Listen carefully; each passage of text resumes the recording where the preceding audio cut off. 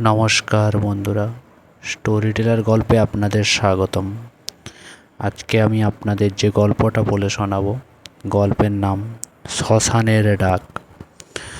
কলকাতার অদূরে একটা ছোট্ট গ্রাম। গ্রামটা দিনের বেলায় একেবারে সাধারণ।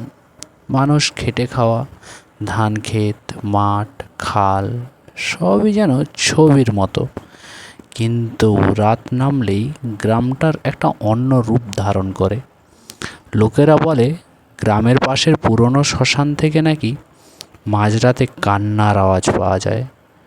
গ্রামে সুশান্ত নামে এক কলেজ পড়ুয়া ছিল। ওর দাদু ভীষণ কুসংস্কার মানতেন। সবসময় বলতেন, রাতে ওই শ্মশানের পথে যাস না, ওখানে অশরীরী আত্মা থাকে। কিন্তু সুশান্ত এসব ভূতের গল্পে বিশ্বাসই করে না। ওর মনে হলো সবই বাজে কথা। একদিন সত্যি যাচাই করতেই সে বন্ধুর সাথে বাজি ধরল। সুশান্ত একা টর্চ লাইট হাতে শ্মশানের ভেতর ঢুকে পড়ল। রাত তখন প্রায় 12টা। চারপাশে ঘন অন্ধকার। কেবলমাত্র শেওয়ালের হুক্কা হওয়া ডাক ছাড়া আর কিছুই শোনা যায় না। মাঝে মাঝে বাতাসের শোঁ আওয়াজ। শ্মশানের পুরনো গাছের নিচে পৌঁছতেই হঠাৎ টর্চ নিভে গেল। সুশান্ত আতঙ্কিত হলেও সাহস করে পকেট থেকে দেশলাই বের করলো। একটা দেশলাই কাঠিও জ্বালালো। মিনিট খানেকের মধ্যেই ও শুনতে পেল কার যেন মৃদু কান্না। শব্দটা ধীরে ধীরে আসছে। সুশান্ত চারিদিকে তাকালো, কেউ নেই, কিন্তু কান্নাটা স্পষ্ট, যেন এক অল্প বয়সী মেয়ে কান্না করেই চলেছে। হঠাৎই শ্মশানের কোণে একটা সাদা ছায়া নড়ল। ছায়াটা ধীরে ধীরে সোজা ওর দিকে এগোতে লাগলো। সুশান্তের বুক ধড়ফড় করে কাঁপতে লাগলো।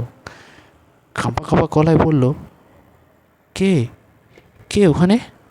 উত্তর এলো না, শুধু কান্না আরও বেড়ে গেল।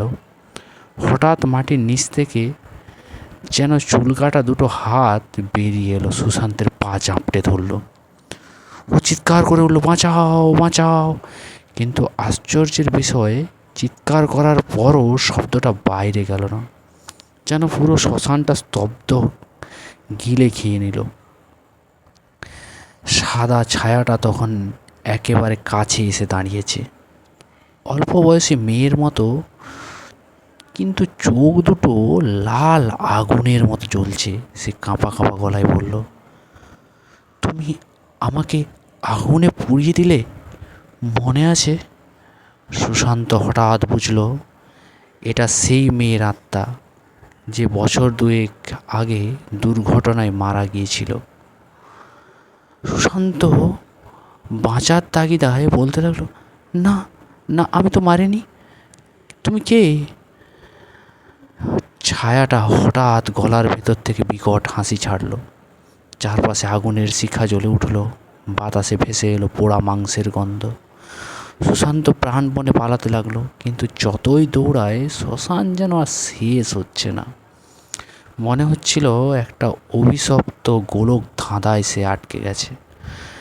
গ্রামের লোকেরা পরের দিন সকালে শ্মশানে গিয়ে সুশান্তের টর্চ আর ভাঙা চশমা পেল, কিন্তু সুশান্তকে আর কোনো দিনও খুঁজে পাওয়া গেল না। আজও নাকি মাঝরাতে শ্মশানের পাশ দিয়ে গেলে একটা ছেলের আর্তনাদ শোনা যায়, বাঁচাও বাঁচাও আমায়। বন্ধুরা, গল্পটা কেমন লাগলো আমাকে জানাবে। আর এরকম আরও গল্প পেতে গেলে আমাদের চ্যানেলটা সাবস্ক্রাইব করে দেবে।